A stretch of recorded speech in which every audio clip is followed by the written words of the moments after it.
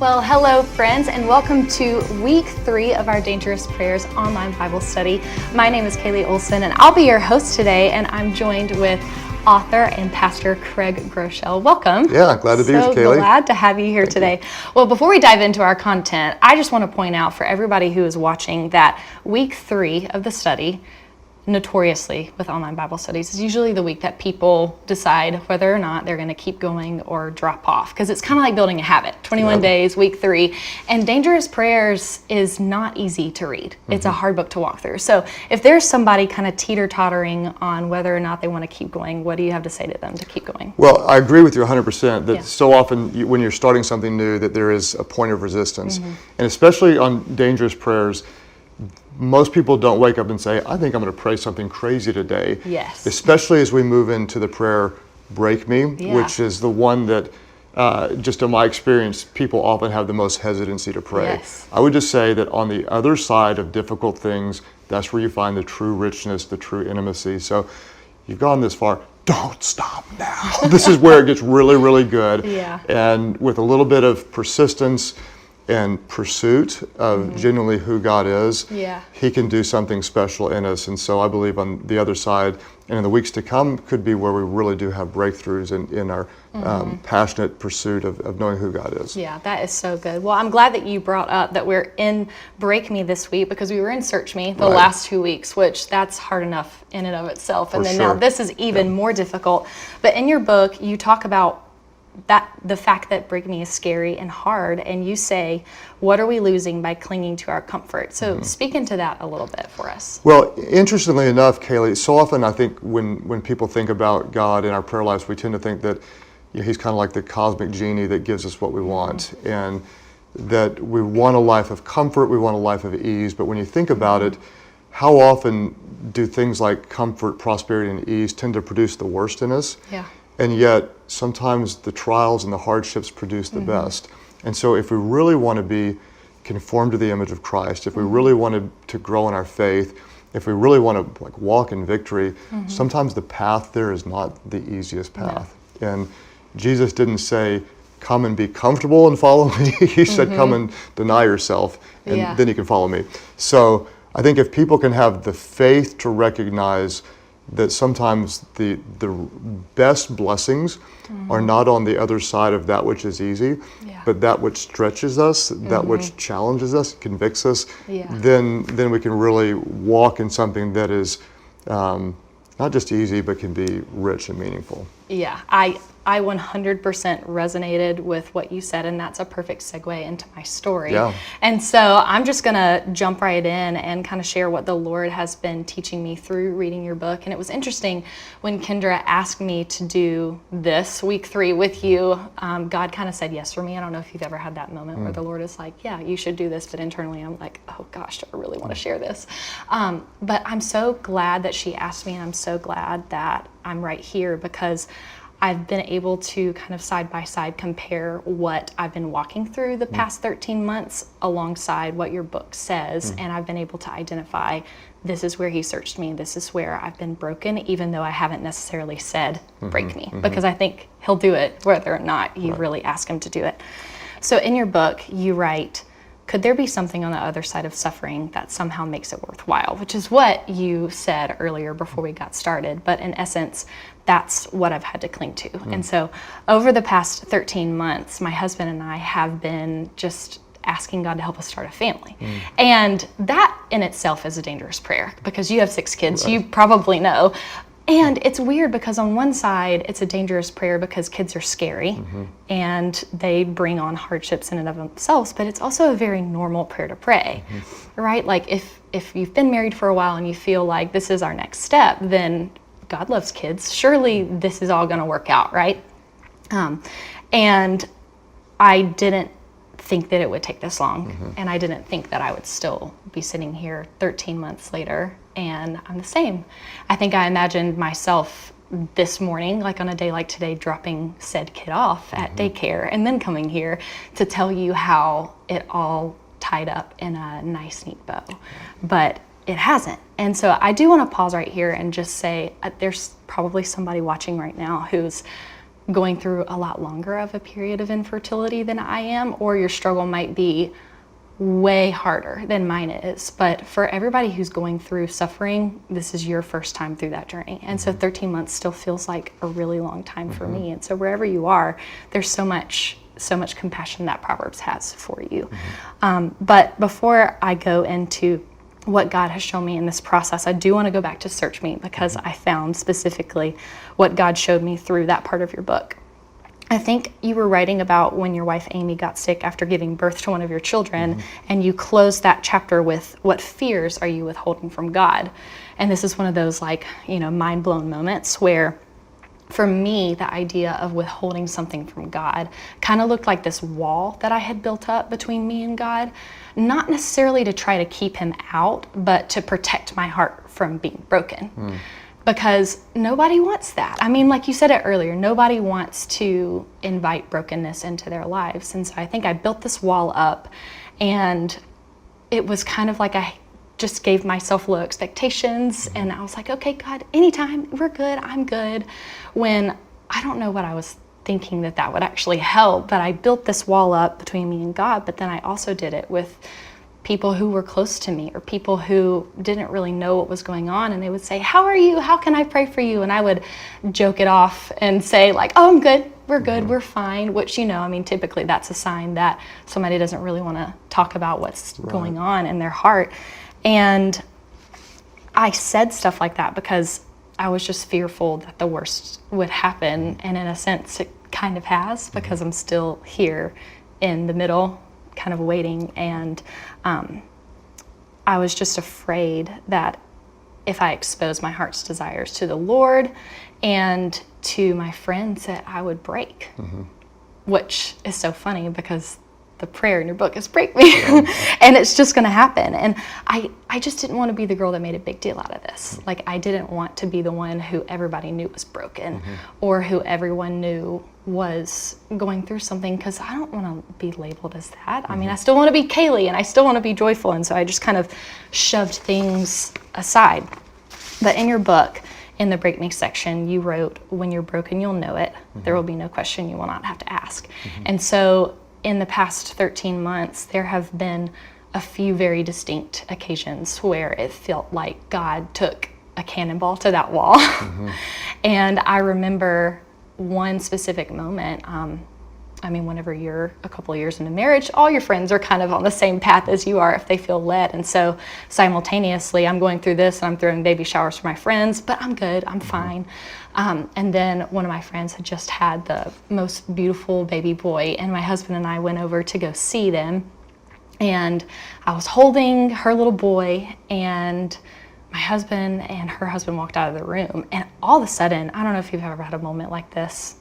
Man, I don't know how tender you are, but sometimes I can be very tender. But again, wall. So pride can be surprisingly tender. Yes. Don't let the black jacket fool you. Yes. I mean, you do look a little tough in that jacket.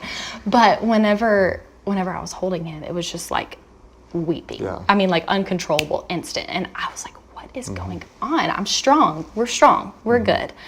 And I remember in that moment, and then a couple of other moments, where the Lord just distinctly said, you have got to let me in. Like, I have got to break this down between me and you, because I need all of your heart. I need access to all of you. And I want to be there when you're hurting. You could have cried after month 1 and I still would have been there. You didn't have to wait to be disappointed that this still hasn't happened. And with my friends, you wrote in your book, we connect through common struggles. Like, what was I doing by keeping the people out who wanted to know what was going on most deeply in my heart? I mean, that didn't help me, and that certainly didn't help them, because me saying, oh, I'm okay, doesn't really tell them how to help me. And then you never know too, whenever you open up to somebody else, they might be going through the same thing too, and then it becomes a catalyst for conversation. And so again, I don't know, in retrospect, after reading this and really processing through, I don't know what I was hiding. And I'm so thankful that the Lord has just been gracious enough to show me that I was. And he's given me permission to, I guess, just be sad, but be hopeful, and change the way that I pray about this situation, but then everything in my life, because it showed me not only is this something that I'm trying to control my emotions about, but what else in my life am I trying to pray my prayers or do things my way? But it's had to shift in my heart and in the way that I live to just be like, okay, I can't. And I trust you, and you've got me, and 13 months is fine. A year is fine, 2 years, like whatever it is, like just help me know that on the other side of this, it's going to be worthwhile. And so I wish that it tied up in a bow. And I think maybe there might be some other people who share their stories while we're on set with you that, you know, they are on the other side of it. But that's kind of where I am. But I think reading your book and going back through and seeing your own personal experiences has helped me a lot to just identify where I am and resonate with what you said at the very beginning of God doesn't invite us to live a life of comfort. Like he wants to work through really hard things. And so I wanted to give you an opportunity to speak if you had any thoughts. Well, first of all, my heart goes out to you. And we were, I think it was 13 months in without being able to conceive as well. And so I remember very distinctly that feeling of, where are you, God? Yeah. What's wrong with us? Yeah. Are we going to, you know, where are you going to, and 13 months is a long time. And I know there's some people watching right now that have that are waiting for something longer and in really painful situations. And it's so interesting that oftentimes when we're there, we do tend to withdraw and we'll put like you said, we'll kind of put a wall up between us and God or even the people around us. And I think that's the problem with not being broken is at that point we still think we can handle things on our own. And we're not designed to handle things on our own. That we're designed to need God, and one of the ways God reveals himself to us is through his loving people. And that's it's horrible. Like no one wants to end up where you are at this place where you feel like you're on the edge of tears, and if someone jiggles you, the tears are going to fall out. And that's kind of almost an ever-present feeling. You just don't want that. But when you do let him shake you just enough to where the tears do fall, what you're met with a God who comforts those who mourn. And you experience him in a real way. And then the beauty of his people that come around you and just hurt with you. And not even like, I'm going to give you an answer like, yes, and you're going to be like us, you're going to have 6 kids one day. You know, it might, I mean, the truth is, none of us know what's going to happen on the other side, but the fact that you can just come together and be with each other in the presence of a very real, very comforting God, it's one of the most painfully powerful things that you can imagine. When I taught this prayer to the church, my daughter Mandy said she was going to pray that prayer, and on the other side of it, she got sick. And it's like now we're I guess 4 years later, and she's still sick. And it's just like your situation. There's no bow at the end of it. No. And it's been the most brutal. I mean, we've cried more tears than you can imagine over her situation. And I asked her recently, would you change it? Would you, if you could undo it and go back to just a normal life, would you change it? And she just through the tears, she said, no, Daddy, I wouldn't. You know, she said, it's been really hard. I wouldn't wish this on anybody, but I've never been closer to God and had the support of my community. And so it's through the brokenness that she found a treasure that she might not have otherwise. Yeah, I resonate with that so much too. And it's like you can resist the brokenness and you can be mad and you can be bitter, or I don't want to say you can welcome it with open arms, but you can just expect it and know God's going to meet you.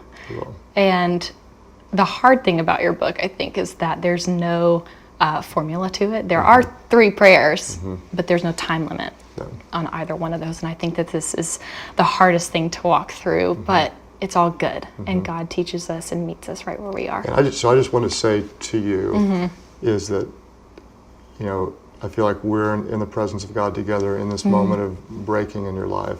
And on the other side, whether it's, you know, a healthy baby boy, healthy baby girl, 2 children, 3 children, 4 children, whether it's adoption, whether it's, I mean, it could be anything, that you will see the goodness of God. And the path between now and then may not be an easy one, but you will see the presence of God. And the next time there will be some point of thanking him, looking back, there he was, there was his faithfulness, there was His goodness, there was His provision, and I don't know what it's going to look like, but you know it will be there. Yeah. And it may be on the other side of tears, but it will be there. Yeah. Yeah. Well, speaking of tears, we're both a little teary-eyed right now, but I don't know, maybe you are too. Maybe God used this moment to really just speak to you in the middle of your brokenness and show you that it's okay to cry, it's okay to let people in, but you know, as you're going through this study, you're in the middle, and just take the opportunity to be in the middle and let God speak to you right there. I think this is time where we wrap up, and so I just want to say thank you. I know, before we keep talking anymore and any more teary, but guys, thank you for joining us this week. Thank you, Pastor Craig, for joining us this week. You know, if you guys are doing the online Bible study with us, we are in week 4 of Dangerous Prayers. And so, as you know, we're still in Break Me. We're spending 2 weeks in that section of the book. And one of the things that you wrote is that in our brokenness, we often experience God's greatest blessings. So just talk to us a little about that.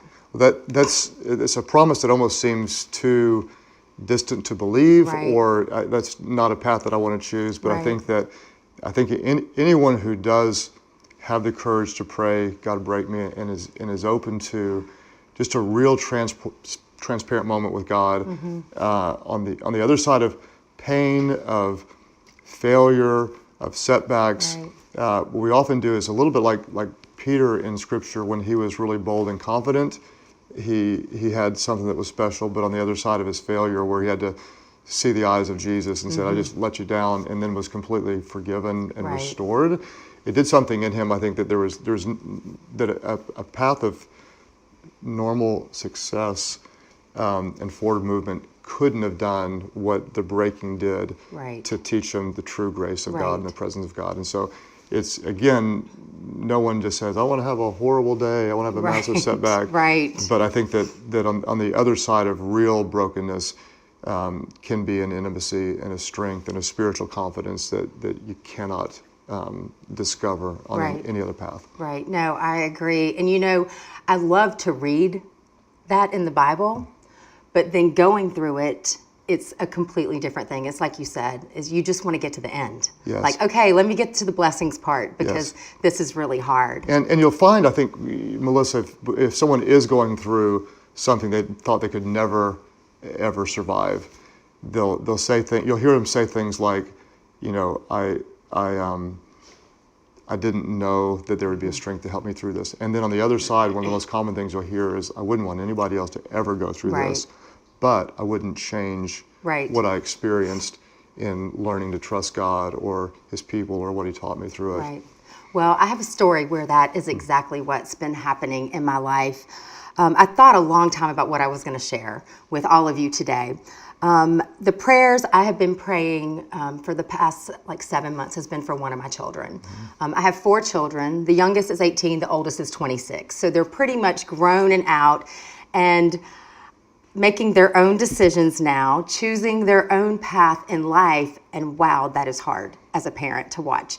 You still have influence in their lives, but they're getting a lot of other influences in their lives that they didn't have, you know, when they were living at home. And I'm not going to be specific about the prayers that my husband and I have been praying right now, but this situation, what God has done in our lives personally, I wouldn't have thought 7 months ago that this is where we would be. So with this situation, in the beginning, I was praying, you know, when you get that news that it just confuses you or you weren't expecting. And I started praying, Lord, just help me. I'm distraught. I can't sleep. I'm worried. I don't know what's going to happen. I don't understand. Lord, just help me. And Lord, help my child. Just help my child. I want my child to come back to you, to trust you, I just want you to work in my child's life and want my child to accept that from you. And basically every day, it's almost like I'm just begging God to fix things and to make them right according to how I think they should be. And it was about this time when I heard about your book. And I feel like, you guys, I have the greatest job. I got to read this book before it was ever out on the shelves. Because originally when I started reading it, I was reading it to help decide, is this the right fit for our audience, and do we want to do this as an online Bible study? But as I was reading it for review, it quickly turned very personal for me. And I love when that happens. And that's usually when we know when that happens, we're like, oh, this is a good book. And so like I said, my focus had kind of been on, give me, Lord, fix this, change things. And through reading Dangerous Prayers, those 3 sections, Search Me, which we've already read about, we're in the middle of Break Me right now, and you guys, what's coming up is Send Me. Those 3 words have defined this journey so far for me.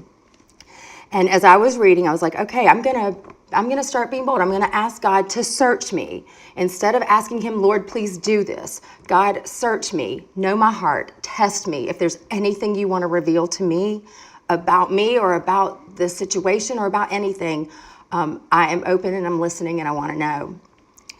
And as a woman who works in ministry, what I realized is going to make me sound like such a hypocrite, because I work in ministry because I passionately believe in Jesus and the Word of God, and I want everyone to have that as their anchor in life. And yet here I was not trusting God at all. We read in the Bible, we hear other people's stories, we've experienced it ourselves before, that movement of God to get us through situations. But then yet here I found myself in one, and I was in despair all the time. And it showed in my work, it showed in my personal life. I mean, anyone who knew me could, without me even saying, could tell something was going on. But just that realization, it turned me from having those kind of, I call them crybaby prayers, instead of the crybaby prayers to like saying, okay, Lord, you've revealed this in me, I'm going to keep going. Yeah. So, okay, what's it time for now? Break me. Lord, break me. A scary prayer like you and Kaylee talked about last week. No one wants to pray, break me. Right. And you wrote in your book that someone said to you one time, you're like, okay, am I broken yet? And they're like, you'll know when you're broken. And I knew when I was completely broken because I was completely ready to depend on God. It's not working. My way is not working. And I'm wasting so much time. It was like I was paralyzed. I was just stuck in this paralysis, and fear was ruling my life. But it was in that brokenness that I found hope and remembered the hope that I knew all along. And there's a worship song called Do It Again. And we sing it a lot at church, and just the same words over and over. I've seen you move the mountains, and I believe I'll see you do it again. You made a way when there was no way, and I believe, I'll see you do it again. I thought, God, I sing that with such, I believe it. So I need to believe it, I need to believe it for myself, for my children, for what's going on in my life as well. God doesn't just do that for other people. Right. He can do it for us too. And so it was then that I was like, I'm still reading through your book. And we had already decided it was going to be an online Bible study. But you don't just read the book and go, okay, search me, check. Okay, break me, check. All right, Lord, use me, send me, But when I finally got to that point where I was ready to say, okay, I'm done, I'm ready, send me. But my prayers haven't been answered. I'm not on the other side to where I know what's going to happen, or, I don't know. And I don't even know in my lifetime if I'm going to know. I remember my grandmother used to pray for like an hour or two every night. And if you were spending the night with her, then you sat with Grammy and you listened to her pray for an hour. When you're 8 years old, that wasn't your choice of things to do at night. But now, I'm so thankful. But long after she died, those prayers, some of them she never saw answered. But I'm seeing them be answered in the lives of her children. That gives me great hope. So I was like, okay, Lord, I'm ready. Send me. And another thing in your book that you say in there is, instead of always asking God to do something on our behalf, then what if we dare to ask him to use us on his behalf? Those words were perfect, because when I didn't really know how to word, and ask God to send me, that was perfect. Lord, use me on your behalf. And so instead now of focusing so much on asking God to fix everything, I'm more in a place of, Lord, what can you use me for right now? And it's been so clear. In fact, it determined my word of the year is love, because I can love. I can love my child always. So good. Always, my child will always have a home with us. Will love my children no matter what path they take in life. And I can love even when I don't know what's going to happen. I can choose to encourage others. I can choose to smile. So many ways that the Lord can use, but I wasn't able to do that until I kind of had that breakthrough. And so now that is my desire for God. I still have my cry moments, but I have such hopeful moments. And I'm enjoying the people in my life so much more. I mean, I think I can see a clear difference in the past month just because I'm closer to God than I was at the beginning of this. I have to be, you know, I have to be. I'm getting up every morning. I'm listening to worship music more than I liked it to begin with, but it's just helping me to get through and bring that smile to my face that I wasn't sure could be there for a while. Well, my heart goes out to you, and I think anybody with children, you tend to know that you don't write the parenting book early because it's just so complicated. Yeah. And if there is somebody who has a situation like this where you've got a child making decisions that you may not understand, or there may be someone that's facing a real financial challenge or a health issue, and what tends to happen is we think I can handle this, or it's the opposite. I don't know what to do. Right. And I would just encourage you to kind of do what Melissa did, and that is just go all into the brokenness and say, I can't necessarily fix this. I don't have the power. I don't have the strength. I can't do it on my own. So I need all of you, God. And it seems like even in the middle of your trial, you do still have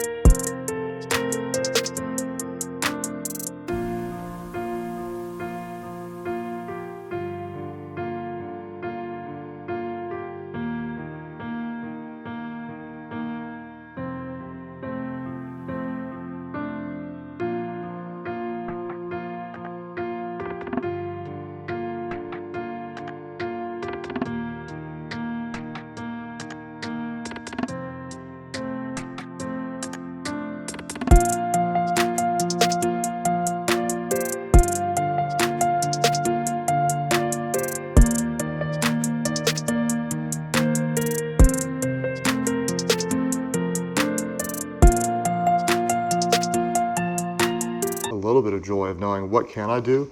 Right. I can love. Right.